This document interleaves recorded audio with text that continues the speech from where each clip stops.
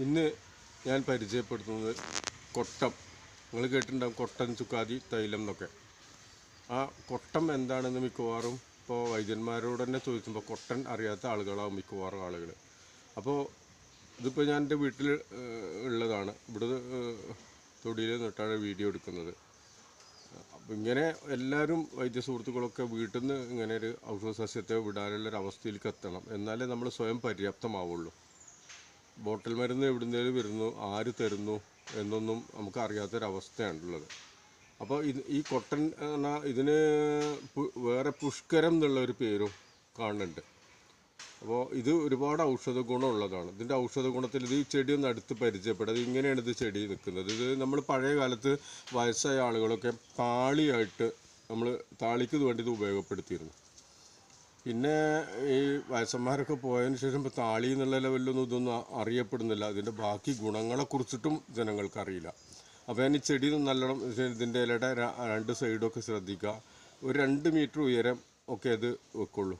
2 metre ഉയരം അല്ലെങ്കിൽ 1.5 metre ഉയരം ഇതുണ്ടാവുള്ളൂ ഇത് ചെടി. ഇതിൻ്റെ ഔഷധ ഗുണങ്ങളും നോക്കാം. ഔഷധ ഗുണങ്ങൾ ഒരുപാട് ഔഷധ ഗുണങ്ങളുള്ളൊരു സംഗതിയാണ് പിന്നെ കൊട്ടം. ഇതിന് കാശ്മീരജം എന്ന പേരുണ്ട്. സൊസൂറിയ ലാപ്പ എന്നാണ് ഇതിൻ്റെ ശാസ്ത്രീയ നാമം. ഞാൻ ശാസ്ത്രീയ നാമം പൊതുവെ പറയില്ല, കാരണം നമുക്ക് ഈ ട്രീറ്റ്മെൻറ്റുമായി ബന്ധപ്പെട്ട് രോഗികൾക്ക് കൊടുത്തിട്ടുള്ള പരിചയമുണ്ട്. അതിൽ പിന്നെ ചർമ്മരോഗങ്ങൾക്ക് ഇത് ഉപയോഗപ്പെടുത്താം. ശ്വാസം, കാഷം എന്നിവ ശമിപ്പിക്കും. പിന്നെ പഴയ കാലത്ത് നമ്മൾ സ്ത്രീകൾ താളിക്ക് നല്ല ഉപയോഗിച്ചിരുന്നതാണിത്. എല്ലാ വേദനകൾക്കും എണ്ണ കാച്ചിട്ട് ഇത് തേക്കാൻ പറ്റും. വേരിലാണ് ഔഷധ ഗുണം. വേര് പിന്നെ ഒരു പ്രത്യേക ചെറിയൊരു ഗന്ധം ഉണ്ടാവാറുണ്ട് വേര്. പിന്നെ ഇത് വംശനാശം നേരിട്ട് കഴിഞ്ഞു എന്ന് പറയാം. കൊട്ടവും പിന്നെ ഇന്ദുപ്പും ചീത്തപ്പുളി നീരിലുള്ള ചികിത്സ എല്ലാ വാതരോഗങ്ങൾക്കും നല്ലതാണ്. താരന് ഉപയോഗപ്പെടുത്താറുണ്ട്. തലയിലെ ചൊറിക്ക് നമ്മളിത് ഉപയോഗപ്പെടുത്താറുണ്ട്. കൊട്ടൻ ചുക്കാതി തൈലം ഉണ്ടാക്കുന്നു. സോറിയാസിന് ഇതിൻ്റെ എണ്ണ നല്ലതാണ്. പിന്നെ വേരാണ് നമ്മളെ മെയിനായിട്ട് ഇതിൻ്റെ ഒരു ഔഷധമായിട്ട് ഉപയോഗിക്കുന്നത്. വേരിൽ ഒരു തൈലം അടങ്ങിയിട്ടുണ്ട് എന്നാണ് പറയുന്നത്. മൊസൂരിൻ എന്ന ആൽക്കലോയിഡ് അടങ്ങിയിട്ടുണ്ട്. ടാനിൻ അടങ്ങിയ ഒരു ചെടിയാണ്. ചർമ്മരോഗങ്ങളിൽ ഉപയോഗിക്കുന്നതാണ്. ശുക്ല ആർത്തവ ശുദ്ധീകരിക്കും.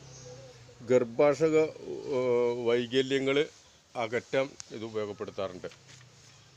അതുപോലെ പിന്നെ ആസ്തമക്ക് കൊട്ടം പൊടിച്ച പൊടി 2 ഗ്രാം തേനിൽ കലക്കി കഴിച്ചാൽ സുഖമാവാറുണ്ട്. ഈ ആസ്തമ എന്ന് പറഞ്ഞാൽ അതിന് ചിലർ ശ്വാസം മുട്ട് എന്നൊക്കെ പറയും. അങ്ങനെ 20 ദിവസം രാവിലെയും വൈകുന്നേരവും ഇത് ചെയ്യണം. പിന്നെ 1994 മുതൽ ഒരു ഓർഡർ പ്രകാരം കൊട്ടം അടക്കം 56 ഇനങ്ങളുടെ കയറ്റുമതിയും വ്യാപാരവും കേന്ദ്ര വാണിജ്യ മന്ത്രാലയം നിരോധിച്ച ഒരു ചെടിയാണിതെന്നും കൂടി മനസ്സിലാക്കണം. പിന്നെ വല്ലതും മനസ്സിലായപ്പോൾ തന്നെ. അപ്പോൾ നമ്മളുടെ അവസ്ഥ കർഷക സമരങ്ങളൊക്കെ പോകുമ്പോൾ മിണ്ടാതെ കയറി ചിരിച്ചിരുന്നാൽ ഇനി സ്വന്തം തൊടിയിലെ സാധനം കൂടി നമുക്ക് ഉപയോഗപ്പെടുത്താൻ പറ്റാത്തൊരവസ്ഥയിലേക്കാണ് വരിക. അപ്പോൾ കൃഷിക്കാരൻ്റെ സമരത്തെയൊക്കെ പുച്ഛിച്ച് തള്ളുന്ന ആളുകൾക്ക് മനസ്സിലാക്കാൻ കൂടിയാണ് ഞാൻ ഈ വീഡിയോ ചെയ്യുന്നത്. തൊഴിലുറപ്പ് ഭീഷണിയായി മാറുന്നൊരു ചെടി കൂടിയാണ്. തൊഴിലുറപ്പ് കാരണം ഇതൊക്കെ പരമാവധി വെട്ടി ഒഴിവാക്കുക, കൂടുതൽ അസുഖം വരിക, അങ്ങനത്തെ ഒരു ഹിഡൻ അജണ്ടകൾ ഇവിടെ ഉണ്ടോ എന്നുള്ളതാണ് നമ്മൾ സംശയിക്കേണ്ടത്. അപ്പോൾ കൃഷിയെ സ്നേഹിക്കുന്ന എല്ലാവരുടെ ഒരു കൂട്ടായ്മ ഉണ്ടാക്കണമെന്ന് ഞാൻ അപേക്ഷിക്കുകയാണ്. ഞാൻ ഷെരീഫ് ഭാരതീയ ഔഷധ സസ്യപരിപാലന സമിതി.